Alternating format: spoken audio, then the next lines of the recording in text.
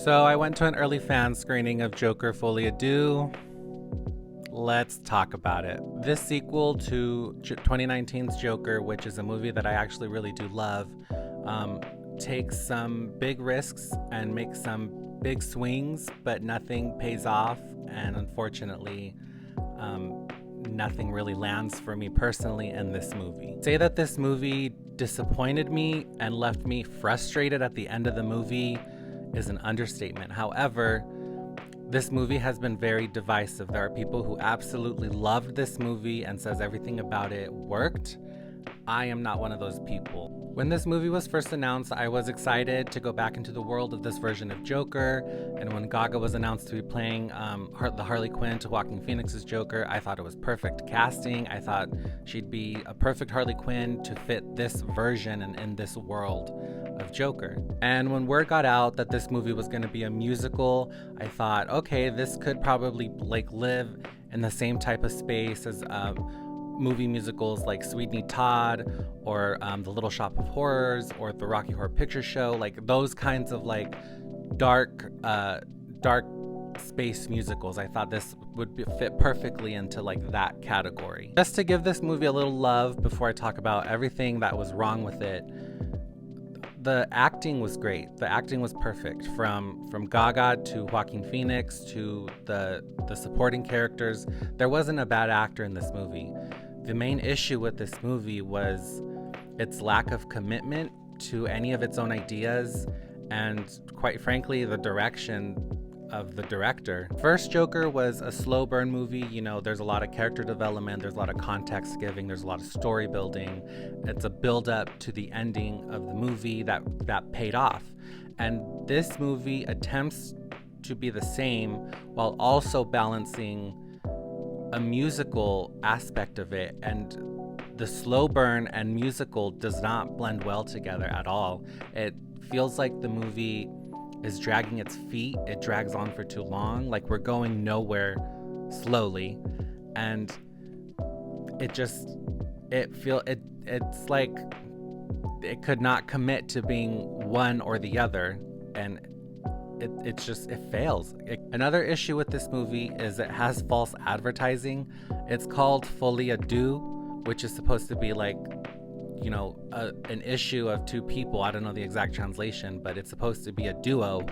And we're sold that this movie and the trailers are telling us this is going to be a Joker and Harley Quinn team up, and that it's going to be a toxic love relationship drama, and we get none of that. In the beginning of the movie, we do get a little bit of a Joker Harley moments, and they're causing on some ruckus, but then that stops and that goes away. Because Harley Quinn is extremely underutilized, there are a lot of iconic shots in the trailers that were not even in the movie.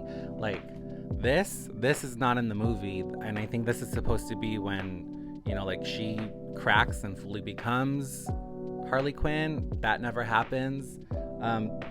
They gave us this scene where they're dancing on the stairs together. That doesn't happen at all. That never happens in the movie. It's really just a Joker movie. This movie feels like it's a continuation of what the first movie was, and maybe I went into this with my own expectations, but I thought, okay, he became Joker in the end of the last movie, and this movie's going to continue his journey as that Joker, and instead we go backwards where Arthur Fleck is struggling with who he wants to be, and it's weird. Why would I don't know.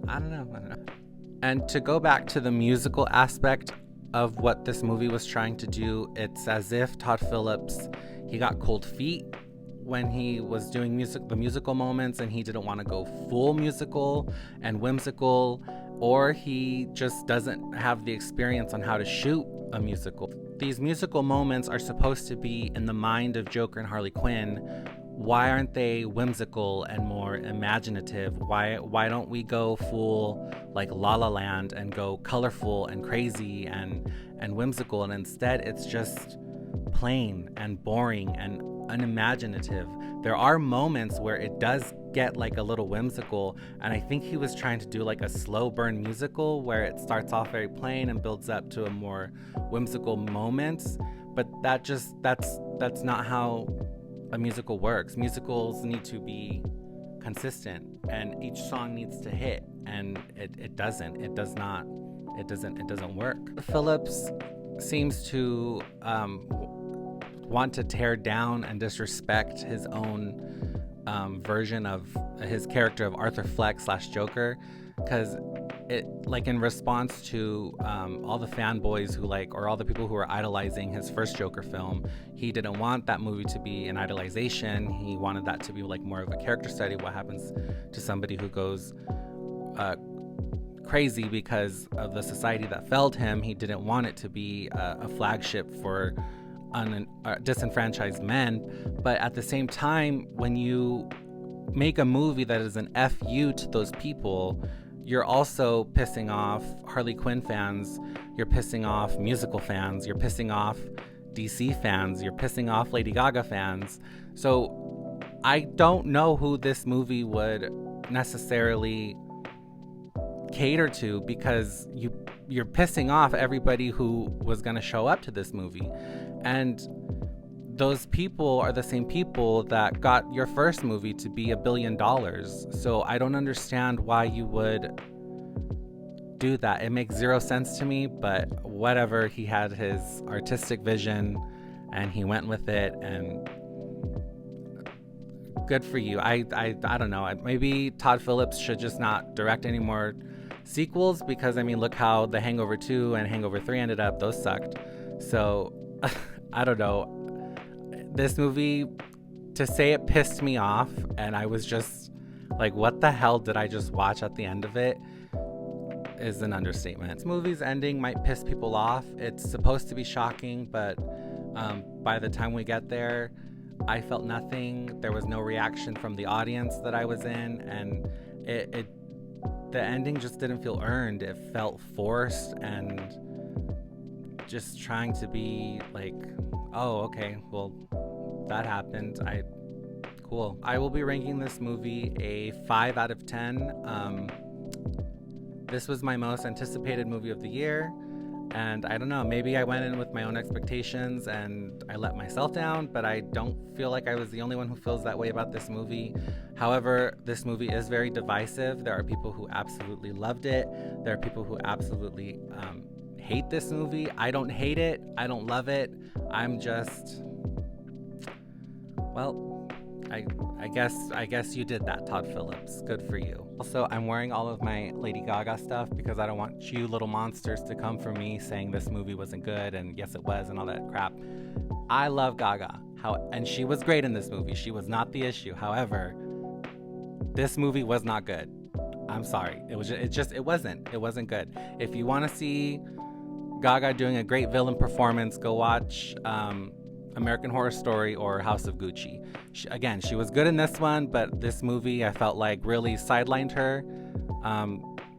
It's kind of unfortunate because, again, she was good in it, but the movie did not want her to be the scene stealer. Anyways, so I'm going to have a couple other reviews coming out later this week for Piece by Piece by Lego about the Pharrell Williams story. That one looks cute and fun.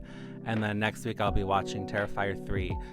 Yay, that's super terrified for that one. But like and follow and share if you want to see those reviews. And I'll see you guys on the next one.